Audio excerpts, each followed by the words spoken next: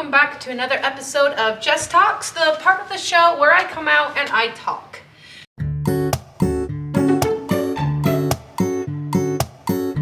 Today's subject is going to be about children and specifically how they are raised and how it affects them in general and especially later in life. Now, as I've said before, I was homeschooled all the way through high school. I was homeschooled. And I worked at a daycare for 2 years. Well, I worked at a daycare for a year and a half. I did classes for 2 years working at the daycare, and though I do not work at a daycare now, I still work closely with children and families. So, just as a bit of a base point on where it is I'm coming from when I speak. I want to talk about how kids are raised and how that affects who they are and what they become as a adult. Now, I think what I want to start with is going with my mom's metaphor, I think is the right word, on how she described children. I'm going to be talking a lot about nature and nurture. And I think we'll start out with the big thing. I think both are very important. I think both nature and nurture are very important. I think both are very real. And I also think personal choice is also very much so real. It makes up, those three things make up the person, a child, and all of that. So I'm going to start with using my mother's metaphor that she told me a couple days ago, actually, about children. Children are a book, okay? They come in different shapes, different sizes, different colors. You're gonna have a square, a rectangle, a big book, a little book, a short book, a tall book. All of those things. The kid is a book. They are born a certain way, and there's nothing you can do that is going to change that. One example being children are born extroverts or introverts, or the occasional ambivert. There is a psychologist who did a study, and meeting babies, he could tell whether or not that kid was going to be an introvert or an extrovert when they grew up, and he was right. So there is an element of this book, of this child, that you don't have any say of or anything like that. It's not going to change or affect them in any way. They are that person, point blank, period.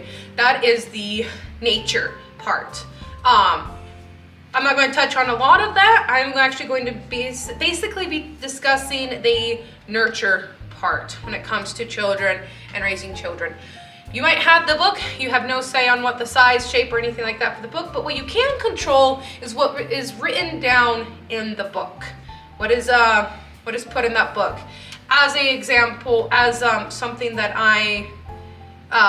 what I want to say, I guess.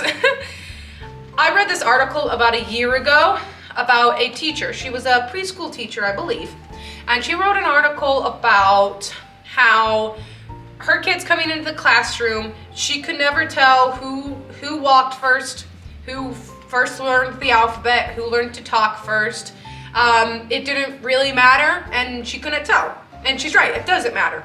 Those weren't the parts or the things that she would look for when she had new students, would get to know students or anything. That's not what she cared about as a teacher. What she cared about was whether or not that child had love, grew up in a loving home, a caring home, a happy home.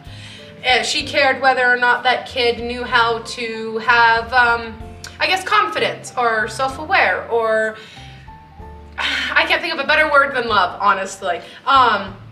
And she went on to how all of this played into what she as a teacher was looking for when it came to her students. It didn't matter when it came to books and learning and stuff. What she cared about was whether or not that child was a good person and growing up in a good home, which is all very fair points.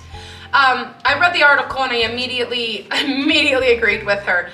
Working in the daycare, it was very similar. It didn't really matter to me who walked first or who talked first.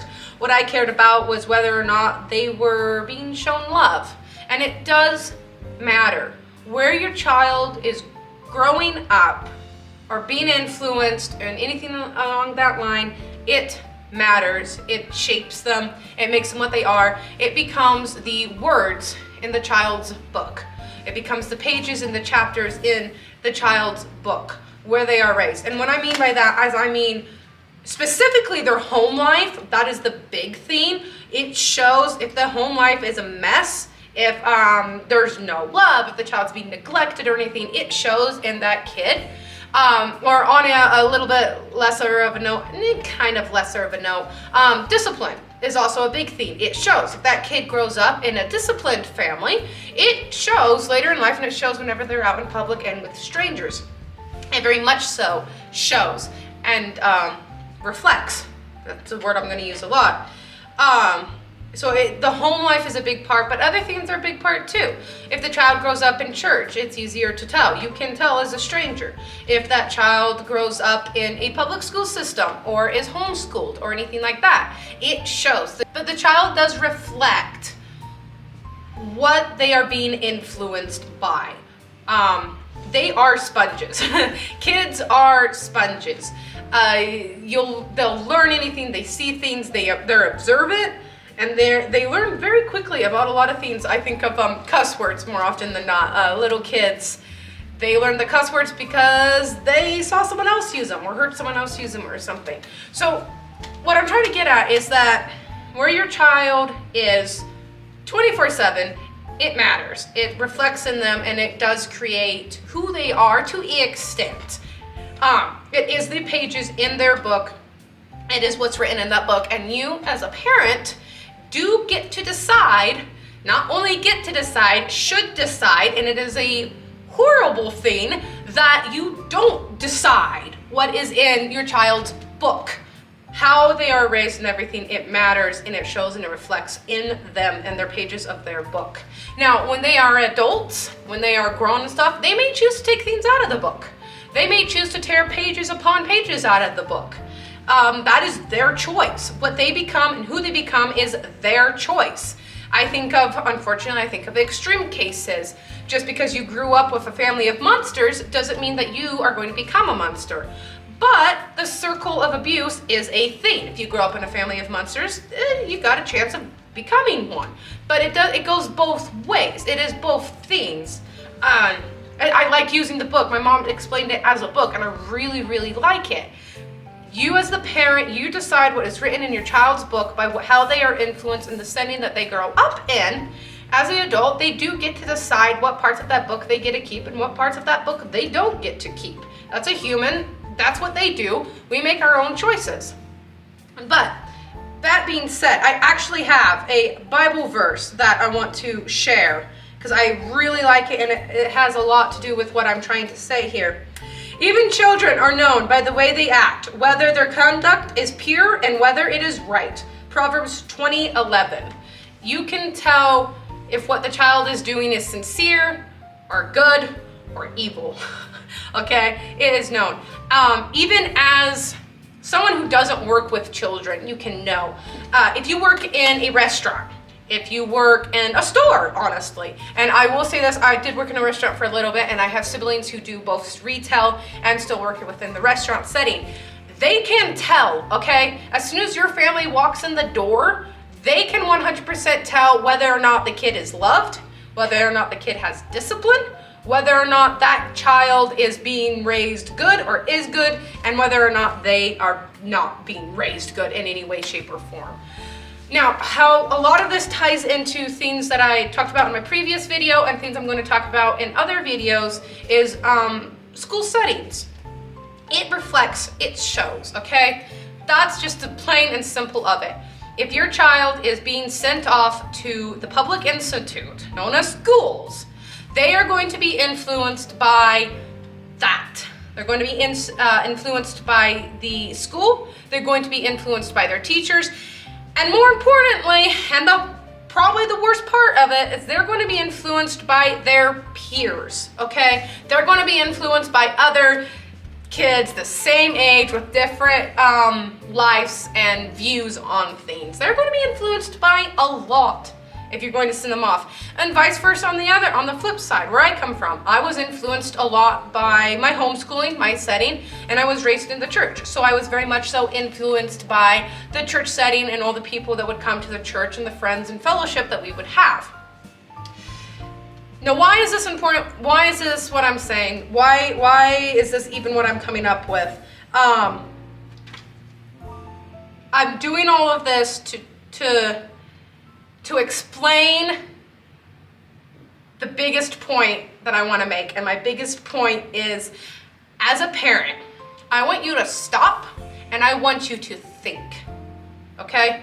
I want you to stop and really think about where your child is and where they are being influenced, because they are going to be influenced. It does not matter where they are being influenced. I want you to stop and think about it. What does that actually mean? And how and by who are they being influenced by?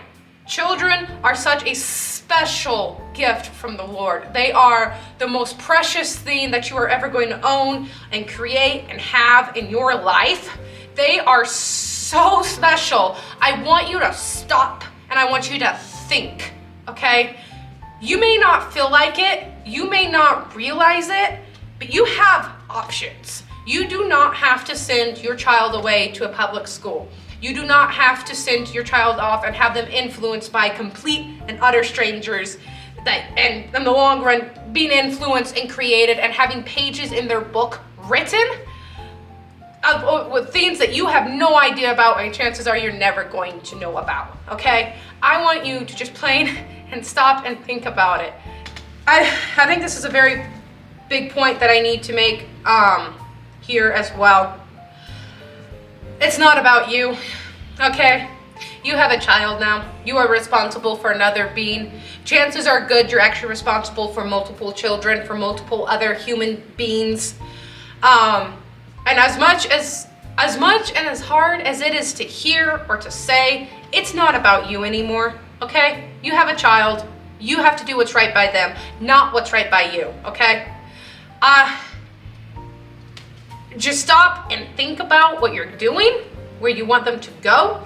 And yeah, chances are good you're going to have to let me rephrase that. Yes, you are going to have to do sacrifices for your children, whether that means dropping your career, whether that means your significant other dropping their career so they're able to stay home and be with their children and raise your children. It is going to be hard, and it will be a sacrifice, 100%.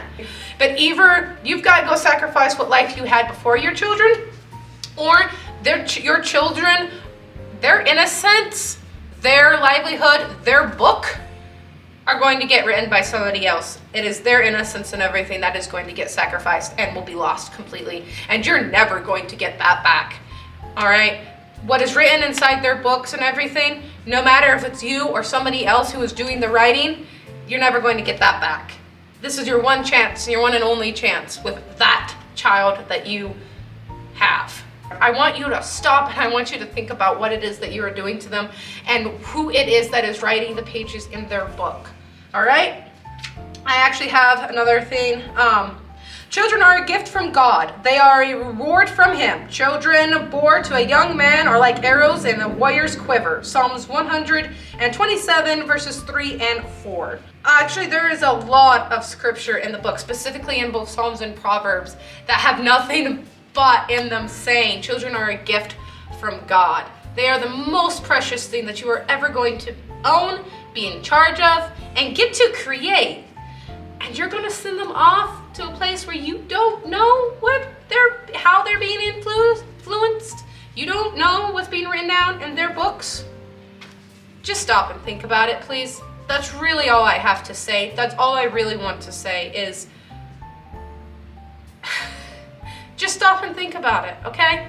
You have a choice. I know you may not feel like you have a choice, but you do.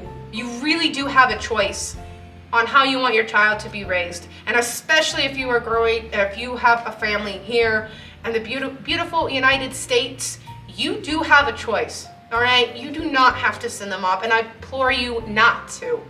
If you would like some more information on homeschooling and more information on this sort of thing in general, I recommend going to Homeschooling Legal Defense.